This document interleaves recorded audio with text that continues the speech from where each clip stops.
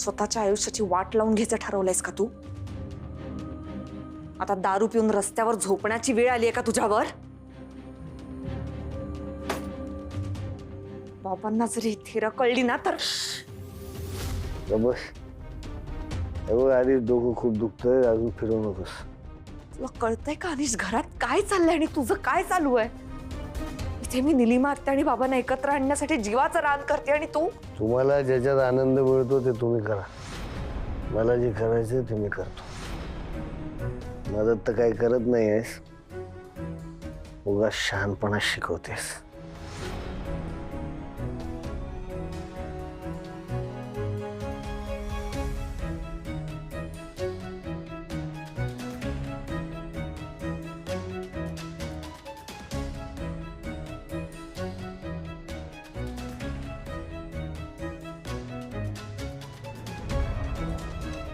प्रेमाचं माणूस दिवसेंदिवस तुटत चाललंय.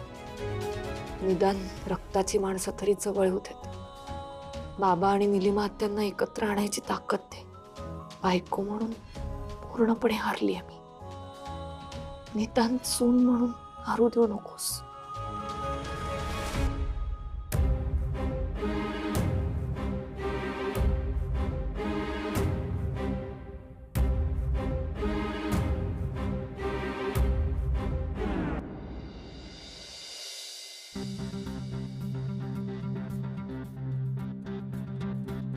हो ताई, कुठे चाललात? जाधव काकू आहेत का? त्या तर गावी गेल्या आहेत. काय? हो, आज सकाळच्या पारीच त्या गावी गेल्यात. अरे देवा, मग कधी येणार आहेत आता? आता 2-4 महिन्यानंतरच येतील त्या. काय आहे, गणपतीच्या नंतर त्या गावी जातात आणि वर्ष संपेपर्यंत त्या गावीच राहतात. काय कुठलं गाव आहे त्यांचं? नक्की कुठे गेल्यात त्या? ते आपल्याला माहित नाही. अहो असं कसं? एवढ्या वर्षांमध्ये त्यांच्या बोलण्यात तरी आलं असेल. कोणाला तरी विचारा नाही तर. नाही, त्या कुठे गेल्यात त्या माहित नाही मला. तुम्ही जा, तुम्हाला त्या भेटणार नाहीत. जा तुम्ही.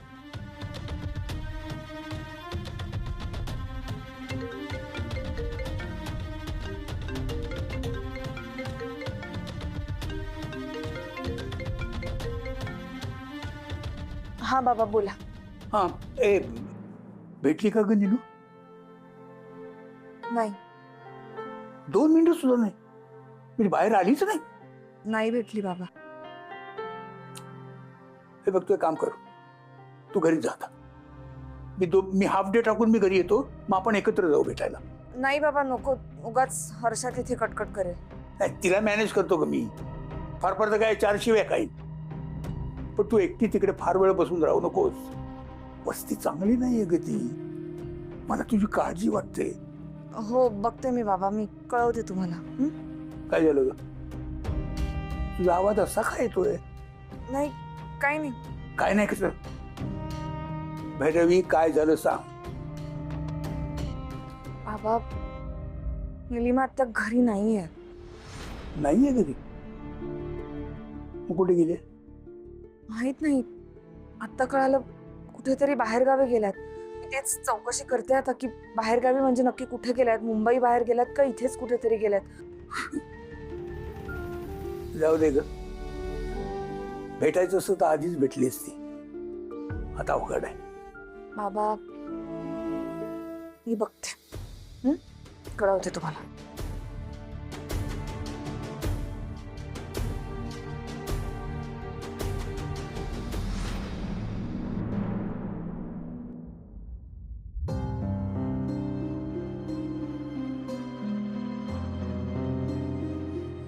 अनिश, नीलूला शोधण्याच्या नादात माझं तुझ्याकडे लक्ष नाही असं समजू नकोस.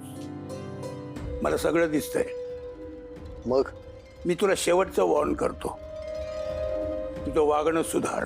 ते बिघडलंय असं फक्त तुम्हाला वाटतं, कारण तुम्हाला कोणाचंच वागणं पटत नाही. फक्त भैरवीचंच वागणं बरोबर वाटतं.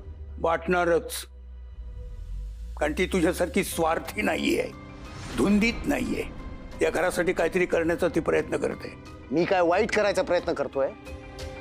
पैसा कमवतोय, घर चालवतोय मी. नुसत्या पैशाने घर चालत नाही. मग कशाने चालतं?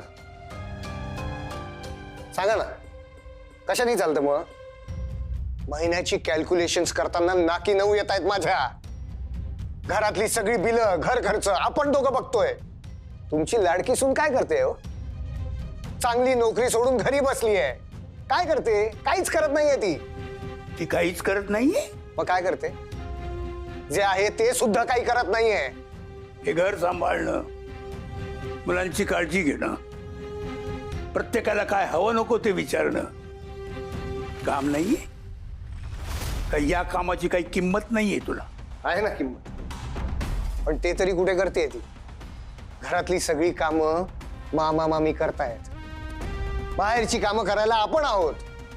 उलट मी सतत काम करतोय, मी पैसा कमवतोय, मी घर चालवतोय. तुम्हाला हवं नको ते मी बघतोय, तरी सुद्धा नालायक कोण? मीच.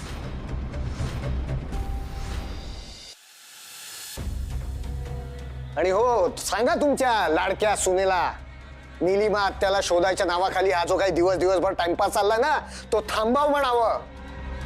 या घरातून गेलेल्यांसाठी काय करू नकोस. जे या घरात आहेत ना त्यांच्यासाठी कर, या घरासाठी कर, स्वतःसाठी कर काहीतरी. करणारच आहे. ती बिझनेस करणार आहे. बिझनेस?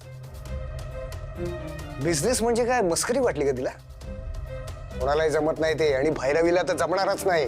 का? तुझ्यापेक्षा जास्त शिकलेली आहे ती. तुझ्यापेक्षा जास्त जग बघितलेलं आहे, जास्त काम केलेलं आहे. कॉर्पोरेट मध्ये जॉब करणं आणि बिझनेस करणं यात जमीन आसमानाचा फरक असतो. कॉर्पोरेट मध्ये जॉब करताना तुम्ही वेळच्या वेळी घरी येऊ शकता. महिन्याला तुम्हाला पगार मिळत असतो. बिझनेसचं तसं नाहीये. बिझनेस हा फुल टाइम जॉब असतो. तुम्हाला पैसा मिळतोच असं नाही, आणि एकदा सुरू केला तर तो टिकवता पण आला पाहिजे. बाईनी मनात आणलं तर अख्खं जग चालवू शकते ती. बिझनेसचं काय घेऊन बसलास? बायकोला कमी लेखू नकोस अनीश. तिच्या कपॅसिटीवर विश्वास ठेव. काही कपॅसिटी नाहीये तिच्यात. तुमची चूक आहे. तुम्ही तिला डोक्यावर बसवलंय. भैरवी फक्त दुसऱ्याची नोकरी करू शकते. स्वतःचा बिझनेस वगैरे कधी जमणार नाही. लिहून ठेवा तुम्ही. आणि तू लिहून ठेव. भैरवी तुला या बाबतीत तोंडावर पाडणार आहे, आणि त्यासाठी लागेल ती मदत तिला मी करायला तयार आहे. तुझा हा मेल इगो नाही धुळीला मिळवला तर नाव अशोक माजगावकर लावणार नाही मी.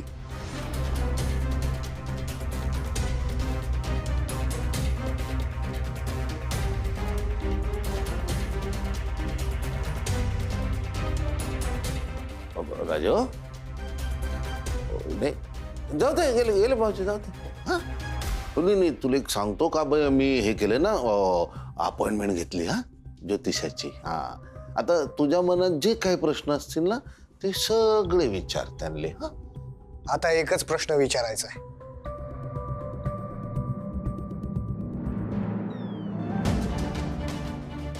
माझी बायको माझी गुलाम कधी होईल?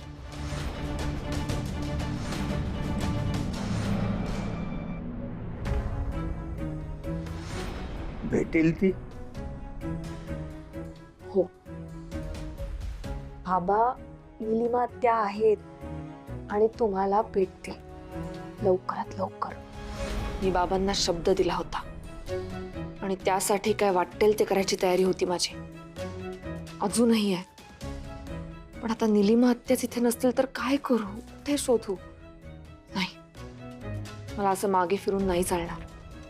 निलिमा आत्या घरी याव्यात ही आईंची शेवटची इच्छा होती, आणि काहीही झालं तरी मी ती पूर्ण करणारच. काय करू? कुठे शोधू आत्यांना?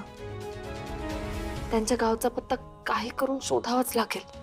जगाच्या कोपऱ्यात जिथे कुठे असतील तिथे जाऊन त्यांना भेटावं लागेल. हा हा, ए बारक्या. हा साहेब, इकडे. अरे त्या जाधव काका ना एक चहा आणि क्रीमरोल घेऊन जा. त्यांचा कॉल होता मला.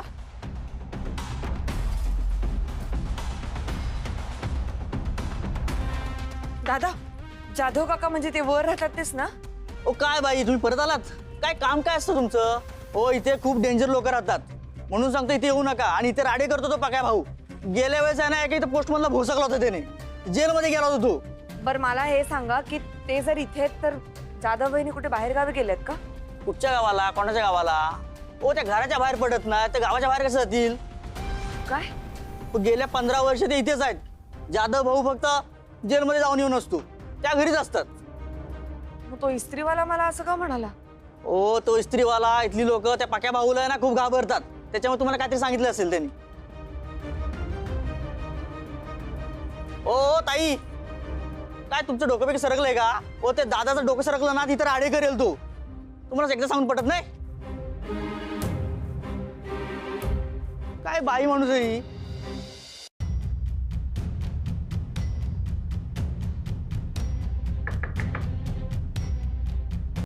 काकू, काकांनी ते चहा आणि क्रीम रोल मागवलं होतं.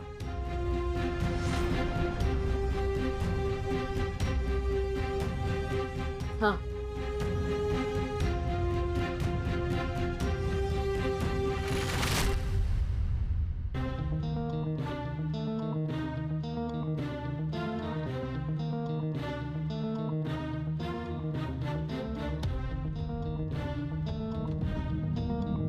मला बोलायचं तुमच्याशी.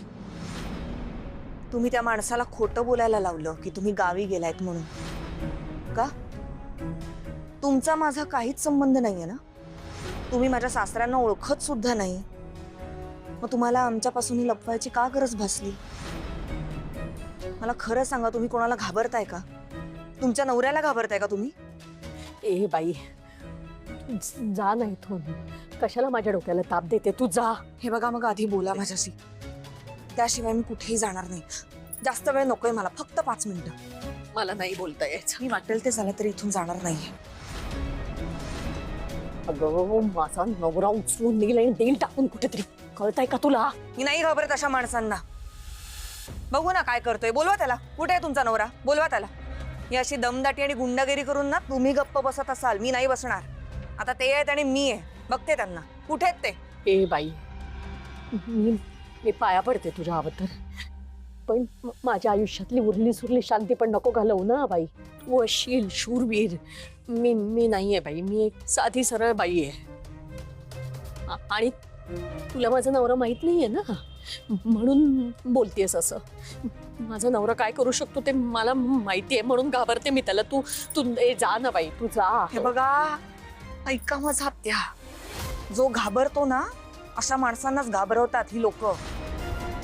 तुमची भीती आहे ना, त्या माणसाची सगळ्यात मोठी ताकद आहे. आणि जोपर्यंत ती आहे तोपर्यंत तुम्हाला त्रास होत राहणार.